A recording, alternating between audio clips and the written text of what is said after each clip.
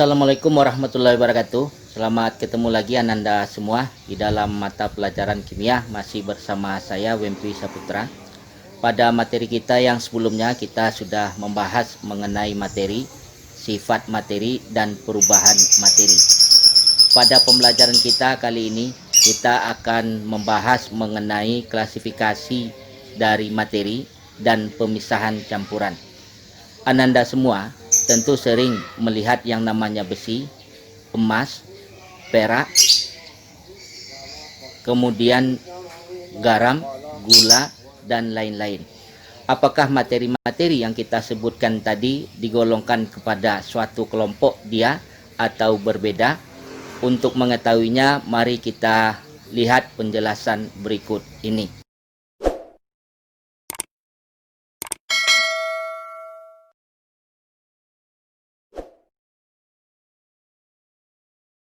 Silakan Ananda perhatikan bagan klasifikasi materi.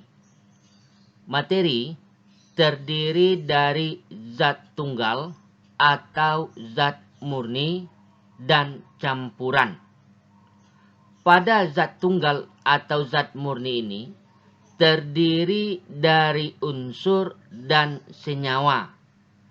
Kemudian unsur ini ada dua jenis, yaitu unsur logam dan unsur non-logam. Sedangkan senyawa terdiri dari senyawa organik dan senyawa anorganik.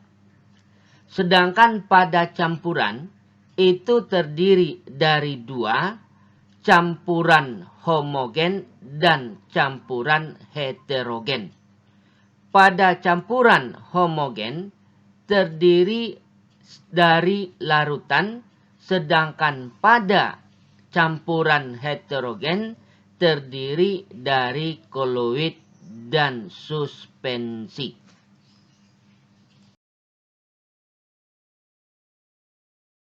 Sekarang mari kita lihat apa itu unsur. Unsur adalah zat yang tidak dapat diuraikan lagi menjadi zat lain yang lebih sederhana. Unsur ini terdiri dari dua. Yang pertama adalah unsur logam. Unsur logam ini pada umumnya merupakan zat padat, namun terdapat satu unsur logam yang berwujud cair, yaitu raksa.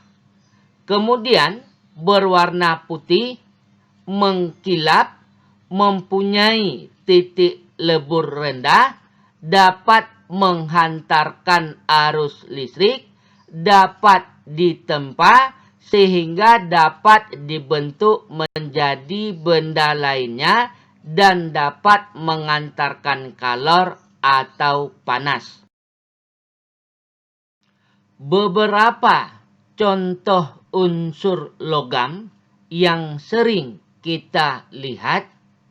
Yang pertama, emas dengan lambang AU, kemudian perak dengan lambang AG, kemudian besi dengan lambang Fe, dan timbal dengan lambang Pb. Jenis yang kedua dari unsur adalah unsur non-logam. Unsur non-logam ini pada umumnya berwujud gas. Contohnya oksigen, nitrogen, dan helium. Kemudian unsur non-logam yang berwujud cair adalah bromin. Dia tidak mengkilap dan tidak dapat ditempa. Kemudian contoh unsur non-logam keras dan padat pada suhu dan tekanan normal adalah sulfur atau belerang, karbon atau arang, dan fosfor. Jenis yang ketiga dari unsur adalah unsur semilogam atau metaloid. Metaloid atau unsur semilogam ini merupakan unsur yang memiliki sifat logam dan non-logam. Unsur semilogam ini biasanya bersifat semikonduktor, yaitu tidak dapat menghantarkan listrik dengan baik pada suhu yang rendah, tetapi sifat hantaran listriknya menjadi lebih baik ketika suhunya lebih tinggi. Beberapa contoh dari unsur semilogam di antaranya adalah arsen dengan lambang AS, silikon dengan lambang Si, dan germanium dengan lambang Ge. Sekarang, mari kita lihat tentang senyawa. Senyawa adalah zat-zat yang terbentuk dari unsur-unsur melalui suatu reaksi kimia. Sifat-sifat suatu senyawa sangat berbeda dengan sifat-sifat unsur pembentuknya. Beberapa contoh senyawa organik di antaranya minyak goreng, tepung, terigu, telur, dan gula pasir. Kemudian beberapa contoh dari senyawa anorganik di antaranya air, garam dapur, arang, dan air aki. Sekarang, mari kita lihat tentang campuran. Campuran adalah materi yang terdiri atas dua macam zat atau lebih dan masih memiliki sifat-sifat zat aslinya. Campuran ini terdiri dari 1. Campuran homogen yang dikenal dengan larutan. Campuran homogen atau larutan ini adalah campuran serba sama di seluruh bagiannya dan membentuk satu fasa. Kemudian yang kedua adalah campuran heterogen. Campuran heterogen ini adalah campuran serba aneka, membentuk dua fasa atau lebih dan terdapat batas yang jelas di antara fasa-fasa tersebut. Beberapa contoh dari campuran homogen di antaranya 1. Larutan garam, yang kedua larutan gula, dan yang 3 adalah tembaga yang merupakan paduan seng dan tembaga. Kemudian kita lihat beberapa contoh campuran heterogen, di antaranya yang pertama adalah air dan pasir. Nah, campuran air dan pasir ini dikatakan sebagai suspensi. Kemudian, yang kedua adalah kopi. Dan yang ketiga adalah susu. Susu ini dikatakan sebagai koloid. Itulah penjelasan mengenai klasifikasi dari materi. Di antara klasifikasi materi itu terdapat yang namanya campuran. Nah, bagaimana caranya kita memisahkan campuran? Mari kita lihat penjelasan berikut ini. Pemisahan campuran berdasarkan sifat fisika zat. Yang pertama adalah penyaringan atau filtrasi.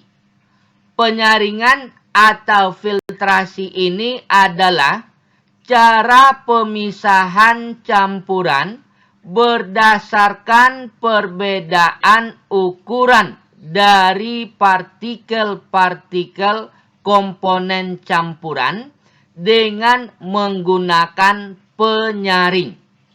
Partikel yang mempunyai ukuran lebih kecil akan lolos saringan dan partikel yang lebih besar akan tertinggal pada saringan. Pemisahan campuran yang kedua adalah penyulingan atau distilasi. Pada gambar yang ada, itu merupakan penyulingan atau destilasi sederhana yang sering dilakukan di labor-labor. Penyulingan atau distilasi ini merupakan cara pemisahan campuran berupa zat cair terlarut dari pelarutnya berdasarkan perbedaan titik didih. Cara ini dapat digunakan untuk memisahkan campuran yang mempunyai titik didih berbeda. Pemisahan distilasi sederhana antara lain pemisahan campuran antara air dan bensin, pemisahan campuran antara air dan spiritus. Kemudian kita lihat penyulingan atau destilasi bertingkat. Proses penyulingan atau destilasi bertingkat ini dilakukan pada penyulingan minyak bumi atau pengolahan minyak bumi. Proses pemisahan campuran yang ketiga adalah pengkristalan atau kristalisasi. Pada gambar terlihat pengkristalan melalui penguapan. Pengkristalan atau kristalisasi merupakan salah satu cara untuk memisahkan zat padat dari larutannya dengan cara menguapkan pelarutnya. Kemudian kita lihat tentang kristalisasi pendinginan. Kristalisasi pendinginan dilakukan dengan cara mendinginkan larutan. Pada saat suhu larutan turun, komponen zat yang memiliki titik beku lebih tinggi akan membeku terlebih dahulu. Sementara zat lain masih larut sehingga keduanya dapat dipisahkan dengan cara penyaringan. Zat lain akan turun bersama pelarut sebagai filtrat, sedangkan zat padat tetap tinggal di saringan sebagai residu. Pemisahan campuran yang keempat adalah penyubliman atau sublimasi. Pemisahan campuran dengan sublimasi dilakukan jika ada zat padat yang menyublim bercampur dengan zat yang tidak dapat menyublim. Proses sublimasi yaitu proses dari perubahan bentuk padatan langsung menjadi uap tanpa melalui bentuk cair. dan setelah mengalami pendinginan langsung terkondensasi menjadi padatan kembali. Proses pemisahan campuran yang kelima adalah kromatografi. Kromatografi adalah pemisahan campuran yang didasarkan pada perbedaan daya serap suatu zat terhadap bahan penyerap. Sekarang kita lihat pemisahan campuran berdasarkan sifat kimia zat. Pada gambar terlihat proses elektroforesis. Elektroforesis adalah teknik pemisahan komponen atau molekul bermuatan berdasarkan perbedaan tingkat migrasinya dalam sebuah medan listrik. Proses pemisahan campuran berikutnya yang sering kita lihat adalah penjernihan air. Pemisahan campuran seperti ini umumnya dilakukan oleh perusahaan air minum atau PAM dan juga sering dilakukan di rumah-rumah. Untuk menghilangkan sadah air harus dijernihkan terlebih dahulu. Sebelum air dijernihkan, sebaiknya air disaring terlebih dahulu untuk menghilangkan berbagai kotoran. Demikianlah pembelajaran kita kali ini. Semoga bermanfaat dan jangan sampai lupa untuk di-like dan subscribe. Sampai ketemu lagi. Assalamualaikum warahmatullahi wabarakatuh.